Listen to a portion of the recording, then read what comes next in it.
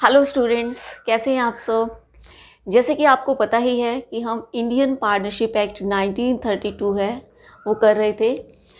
आज हम उसमें दो टॉपिक्स करने जा रहे हैं, rights of partners and duties of partners. First of all come to rights of partners.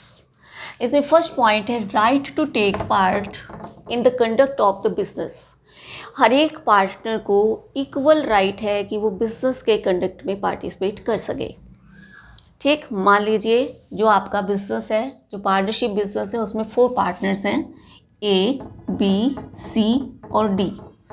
जो डी है वो अपनी मर्जी से बिजनेस में पार्टिसिपेट जो है वो नहीं करता। ठीक है, एक्टिवली पार्टिसिपेट कर रहे हैं ए, बी और सी, लेकिन जो डी है वो अपना ये ऑप्शन छोड़ देता है, वो बिजनेस में पार्टिसिपेट जो है वो नहीं करता। लेकिन इसका मतलब ये नहीं है कि उसका ये राइट नहीं रहेगा। वो कभी भी इस ऑप्शन को चूज कर सकता है, कभी भी वो बिजनेस में आ सकता है और बिजनेस को रन कर सकता है। तो इट मीन्स सभी को इक्वली राइट है मैनेजमेंट में पार्टिसिपेट करने का। Now come to second point, right to express opinion. It means क्या है कि सभी पार्टनर्स को बिजनेस से रिलेटेड मैटर्स में अपने ओपिनियन देने का, अपना विचार रखने का पूरा राइट है। ठीक है, ऐसा नहीं है कि हम एक किसी भी पर्टिकुलर मेंबर को हम छोड़ देंगे, तो सभी पार्टनर्स को इक्वल राइट है कि वो अपने विचार जो है वो रख सकें। और कल को अगर कोई भी किसी भी तरीके का डिस्प्यूट हो जाता है तो जो भी मेजोरिटी की राय होगी उसको हम फाइनल डिसीजन जो है वो मान लेंगे। Now come to next point, right to access to the books of the firms. इसमें क्या है कि हर एक पार्टनर को ये राइट है कि फर्म्स की जो भी बुक ऑफ अकाउंट्स हैं उन तक वो पहुंच सके और उनको वो अच्छे तरीके से इंस्पेक्ट कर सके। फर्म की जो बुक ऑफ अकाउंट्स है उन तक वो पहुंच सके, उनको वो चेक कर सके अच्छे से, और उनकी अगर वो फ़ोटोकॉपी भी लेना चाहे तो वो फ़ोटोकॉपी ले सके। पार्टनर्स को इवन ये भी राइट है कि सिंपल बुक ऑफ अकाउंट्स ही नहीं, अदर बुक ऑफ अकाउंट्स भी वो चेक कर सकते हैं। यहाँ पर अदर बुक ऑफ अकाउंट्स का क्या मतलब है कि फर्म की कुछ सीक्रेट बुक ऑफ अकाउंट्स होती हैं, सीक्रेट बुक्स होती हैं। सीक्रेट बुक्स का मतलब कि फर्म ने जैसे कि डिफरेंट पार्टीज़ के साथ कॉन्टेक्ट किए हुए होते हैं तो उनके डिटेल्स वगैरह, तो सीक्रेट बुक्स को भी वो देख सकते हैं, उनको पूरा राइट है। Next one is right to get equal share in profit and loss. कि जो पार्टनर्स हैं उनको ये राइट है कि फर्म का जो प्रॉफिट या लॉस होगा उसमें वो इक्वली पार्टिसिपेट करें। ठीक है, अगर आपके पार्टनरशिप डीड में कोई पर्टिकुलर रेशो दिया हुआ है तो उसके अकॉर्डिंग वो डिस्ट्रीब्यूट करेंगे। अगर पार्टनरशिप डीड में कोई भी पर्टिकुलर रेशो नहीं दिया हुआ है तो वो इक्वल जो है वो डिस्ट्रीब्यूट करेंगे, चाहे किसी भी पार्टनर ने कितनी ही कैपिटल क्यों ना लगाई हो। The next one is interest on capital. तो जो पार्टनर्स हैं उनको जनरली इंटरेस्ट ऑन कैपिटल जो है वो लेने का राइट नहीं है। बट अगर आपके, ध्यान दीजिएगा, लेकिन अगर आपके पार्टनरशिप डीड में ऐसा मेंशन है कि जो आपके पार्टनर्स हैं उनको इंटरेस्ट ऑन कैपिटल दिया जाएगा, तो आपको राइट है पूरा कि आप इंटरेस्ट ऑन कैपिटल जो है वो लेंगे। सेकेंडली, या फिर एक यूसेस, एक कस्टम जो है वो बन गया है इंटरेस्ट ऑन कैपिटल लेने का, तो आपको राइट है कि आप इंटरेस्ट ऑन कैपिटल जो है वो लेंगे। Then next one is interest on loan. अगर किसी भी पर्टिकुलर पार्टनर ने इंटरेस्ट ऑन लोन जो है वो प्रोवाइड करवा रखा है फर्म को, ठीक है, मान लीजिए ABCD में C ने 40,000 जो है वो लोन दे रखा है, तो इसके बारे में अगर आपके पार्टनरशिप डीड में कोई परसेंटेज मेंशन है इंटरेस्ट की, मान लीजिए 9% मेंशन है तो 9% इंटरेस्ट दिया जाएगा। अगर पार्टनरशिप डीड में कोई भी रेट मेंशन नहीं है तो 6% रेट ऑफ इंटरेस्ट जो है वो दिया जाएगा। ठीक है, कोई भी रेट ऑफ इंटरेस्ट मेंशन नहीं है, कुछ भी नहीं कहा हुआ है पार्टनरशिप डीड में इंटरेस्ट ऑन लोन के बारे में, तो भी 6% rate of interest on loan उनको प्रोवाइड किया ही जाएगा। The next one is right to get compensation from the firm। ठीक, इसमें क्या है कि जो आपका पार्टनर है उसको फर्म से कंपनसेशन पाने का भी राइट है। किन सिचुएशन में कंपनसेशन पाने का राइट है कि कल को अगर वो फर्म को किसी भी इमरजेंसी से बचाने के लिए कोई काम करता है, ठीक है, कोई भी इमरजेंसी आ जाती है, उस इमरजेंसी से बचाने के लिए भी कोई काम करता है, कोई लॉस बियर करता है, कोई लाइबिलिटी जो है वो पे करता है। तो उस सिचुएशन में जो भी यानी कि उसको लॉसेस बियर करनी पड़ी तो उसके एवज में वो कंपनसेशन जो है वो ले सकता है फर्म से। कंपनसेशन लेने का उसका पूरा राइट जो है वो बनता है। Next one is right, equal right in the property of the firm. Firm की जो भी प्रॉपर्टी होती है, ठीक है, फर्म की जो भी प्रॉपर्टी होती है उसमें हर एक पार्टनर का इक्वल राइट जो है वो होता है। ठीक है, पार्टनरशिप डीड में अगर अलग रेशियो मेंशन है तो दैट्स अनदर इशू। ठीक है, अदरवाइज फर्म की प्रॉपर्टी में हर एक पार्टनर का इक्वल जो है वो राइट होता है। इसी के साथ साथ जो गुडविल उन्होंने अर्न की है उसमें भी उसका शेयर होगा। The right to leave the firm, कोई भी पार्टनर जो है वो फर्म को छोड़ सकता है। ठीक है, हर एक पार्टनर को राइट है कि जब उनकी इच्छा हो वो फर्म को छोड़ सकते हैं। अगर पार्टनरशिप एट विल है तो उनको किसी भी तो उनको प्रॉपरली जो नोटिस है तो वो नोटिस जो है वो देना होगा, और अदरवाइज जो भी अदर पार्टनर्स हैं उनसे परमिशन लेकर वो किसी भी वक्त पार्टनरशिप फर्म को छोड़ सकते हैं। Then right not to be removed from the firm. देखिए, ऐसा नहीं है कि सभी पार्टनर्स मिलकर किसी एक पार्टनर को फर्म से रिमूव कर दें, तो किसी भी पार्टनर को फर्म से रिमूव नहीं किया जा सकता। इवन सारे के सारे पार्टनर्स की सहमति होने पर भी पार्टनर को फर्म से आप रिमूव नहीं कर सकते, आप अलग नहीं कर सकते। सिर्फ एक केस में, जब वो फर्म की गुड फेथ को नुकसान पहुंचाए, ठीक है, फर्म के हित में काम ना करे, फर्म के साथ विश्वासघात करे, सिर्फ उस सिचुएशन में, उन सर्कमस्टांसेस में एक पार्टनर को फर्म से रिमूव किया जा सकता है, हटाया जा सकता है। Next one is right to do competitive business. कई बार क्या होता है कि जो पार्टनर फर्म से रिटायर हो गए हैं, फर्म से सेपरेट हो गए हैं, तो वो पार्टनर फर्म से मिलता जुलता बिजनेस जो है वो कर सकते हैं। उनको पूरा राइट है कि वो फर्म से मिलता जुलता बिजनेस जो है वो कर लें, लेकिन उनसे रिलेटेड कुछ एक रेस्ट्रिक्शंस है अकॉर्डिंग टू सेक्शन 36। तो क्या रेस्ट्रिक्शंस हैं कि एक तो वो फर्म का नेम यूज़ नहीं करेंगे, ठीक है, फर्म का नेम जो है वो यूज़ नहीं करेंगे। दूसरा, वो फर्म के कस्टमर्स को अट्रैक्ट नहीं करेंगे अपनी ओर। अदरवाइज वो फ्री हैं, वो फर्म से कंपटीशन करने वाला बिजनेस जो है वो कर सकते हैं। Next, right to share in the profits of the firm even after removal of the partner। right to share the profits of the firm even after removal of the partner। कि एक partner firm से जब remove हो जाता है, जब retirement ले लेता है, उसके बाद भी उसको प्रॉफिट में शेयर लेने का राइट है। वो कैसे? देखिए, एक पार्टनर फर्म से वो रिटायरमेंट ले लेता है, तो आपने देखा होगा कि रिटायरमेंट लेता है तो उस डेट तक का हम ये काउंट करते हैं कि कितना उसका कैपिटल का शेयर है, कितना उसका गुडविल का शेयर है, कितने उसके प्रॉफिट्स बनते हैं, कितना उसका इंटरेस्ट ऑन कैपिटल है। तो सारा अमाउंट हम कैलकुलेट कर लेते हैं। तो वो कैलकुलेट करने के बाद अगर डेथ हो जाती है तो उसके लीगल रिप्रेजेंटेटिव को, रिटायरमेंट लेता है तो उस पार्टनर को पे कर दिया जाता है। अगर हम पे नहीं करते तो उस सिचुएशन में क्या है, उस पार्टनर को या तो उस अमाउंट पर 6% रेट ऑफ इंटरेस्ट या फिर प्रॉफिट में शेयर जो है वो दिया जाता है। ठीक है, क्या ऑप्शन है उसके पास?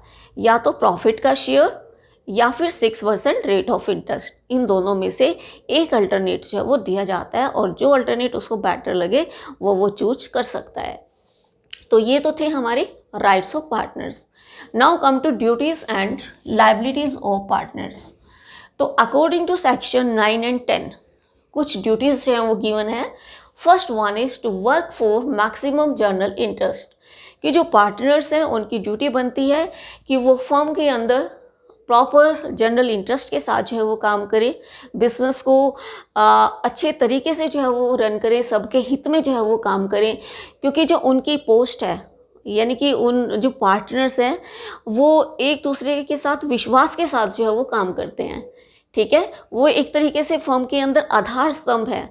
अगर वो विश्वास के साथ काम नहीं करेंगे तो नेचुरली पार्टनरशिप जो है वो अच्छे तरीके से रन नहीं हो पाएगी। तो उनकी प्रॉपर ड्यूटी बनती है कि वो फर्म के जनरल इंटरेस्ट में जो है वो काम करें। जो भी वो काम कर रहे हैं तो सभी का उसमें भला हो, ये चीज़ वो देखें। Then to be faithful towards others. तो जो ड्यूटीज़ हैं उसमें हमने ये भी देखना है, मान लीजिए ABCD 4 पार्टनर्स हैं, ए एक्टिव पार्टनर है। तो जो ए एक्टिव पार्टनर है तो जो भी वो काम कर रहा है तो उसको देखना है कि वो दूसरों के प्रति फेथफुल रहे।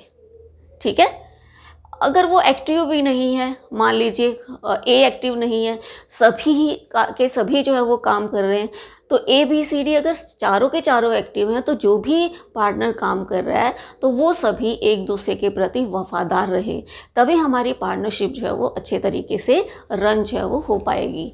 Next one is to render correct accounts. ये बहुत ज़रूरी है पार्टनर्स के लिए कि जो भी पार्टनर हिसाब किताब रख रहा है वो अदर पार्टनर्स को करेक्ट अकाउंट्स जो है वो अवेल करवाए। ठीक है, फिर जब करेक्ट अकाउंट्स जो है वो अवेलेबल होंगे तो किसी भी तरीके की, किसी भी झगड़े की कोई गुंजाइश है वो पार्टनरशिप के बीच नहीं रहेगी। तो करेक्ट अकाउंट्स अवेल करवाने की पूरी जिम्मेदारी जो है वो बनती है। टू गिव करेक्ट इन्फॉर्मेशन, इसके अलावा करेक्ट इन्फॉर्मेशन प्रोवाइड करने की भी जिम्मेदारी बनती है। जो भी पार्टनर जो है वो एक्टिव है, जो काम कर रहा है फर्म के अंदर, तो फर्म से रिलेटेड सारी इन्फॉर्मेशन जो है वो अदर पार्टनर्स को जो है वो अवेल करवाए। जैसे कि डिफरेंट पार्टी से रिलेटेड इन्फॉर्मेशन है या फर्म से जो थर्ड पार्टीज है उनके साथ जो ट्रांजैक्शन हुई है उससे रिलेटेड जो इन्फॉर्मेशन है, क्रेडिटर से रिलेटेड जो इन्फॉर्मेशन है, बैंकर से रिलेटेड जो इन्फॉर्मेशन है, तो सारे इन्फॉर्मेशन जो है वो सही टाइम पर सही तरीके से अवेल कराई जाए। Then next point is to compensate the loss due to fraud. तो इसके अंदर क्या कहा गया है कि अगर किसी पार्टनर ने कोई फ्रॉड किया है, ठीक है, अगर कोई पार्टनर जो है वो फ्रॉड करता है और उसके कारण फर्म को लॉस पहुंचती है, किसी पार्टनर ने फ्रॉड किया है और फ्रॉड करने के कारण क्या हुआ, फर्म को लॉस पहुंची, तो उस पार्टनर की ड्यूटी बनती है कि फर्म को क्या करे, कंपनसेट जो है वो करे। ठीक है, फ्रॉड तो पार्टनर ने किया है तो इसलिए उस पार्टनर की ड्यूटी बनती है, क्या ड्यूटी बनती है कि फर्म को क्या करे, कंपनसेट जो है वो करे। ये तो थी duties according to section 9 and 10। अब हमारी जो ड्यूटीज़ हैं आगे अकॉर्डिंग टू सेक्शन 11 भी हैं। जो अकॉर्डिंग टू सेक्शन 11 है ये म्यूचुअल कॉन्ट्रैक्ट के थ्रू ये डिसाइड हो सकती हैं कि ये ड्यूटीज़ भी जो है वो हमारी होनी चाहिए पार्टनर्स की। First one is to work diligently. To work diligently का मतलब क्या है कि जो हमारे पार्टनर्स हैं उनकी ड्यूटी बनती है कि पार्टनरशिप फर्म के अंदर वो जो भी काम कर रहे हैं वो पूरा हार्ड वर्क के साथ करें, पूरी मेहनत के साथ करें, पूरी ऑनेस्टी के साथ जो है वो करें। ये उनकी ड्यूटी जो है वो बनती है। Secondly, to take part in the business without remuneration. एक जो पार्टनर्स हैं उनकी ड्यूटी बनती है कि बिजनेस के अंदर विदाउट रेम्युनरेशन काम करें। इस पॉइंट को ध्यान से सुनना। पार्टनर्स की क्या ड्यूटी बनती है कि विदाउट रेम्युनरेशन काम करें। क्यों करें विदाउट रेम्युनरेशन? क्योंकि उन्होंने कैपिटल लगा रखी है और उस कैपिटल के एवज में वो प्रॉफिट ले रहे हैं। तो आप प्रॉफिट ले रहे हो तो फिर आपको काम तो करना ही पड़ेगा बिजनेस के अंदर। कैपिटल अगर आपने इन्वेस्ट की है तो उसके एवज में आपको प्रॉफिट मिल रहा है, फिर काम आप नहीं करोगे तो कौन करेगा? काम तो आपको करना ही होगा। तो इसलिए हर एक पार्टनर की ड्यूटी है कि आप विदाउट रेम्युनरेशन जो है वो काम करें।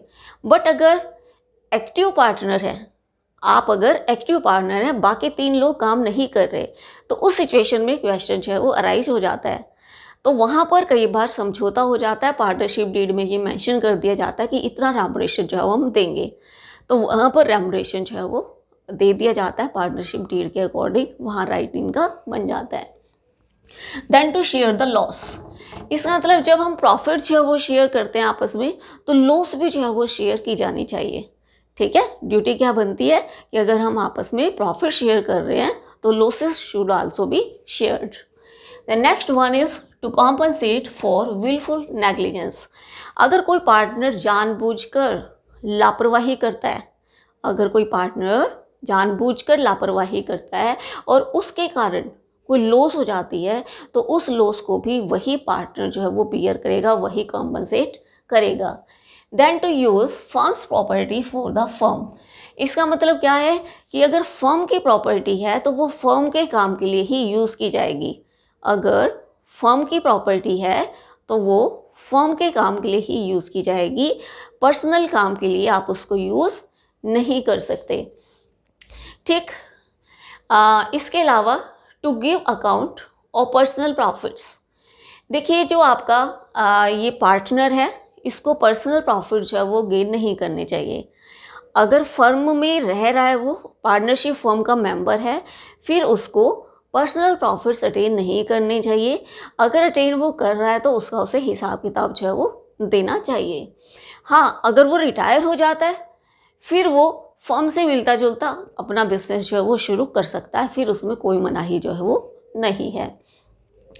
Then to give account of the profit from competitive business, कि जो भी आपका ये पार्टनर है उसकी ड्यूटी बनती है कि अगर वो फर्म से मिलता जुलता अगर कोई कॉम्पिटिटिव बिजनेस उसने स्टार्ट कर रखा है तो उस बिजनेस का हिसाब किताब फर्म को दे दे।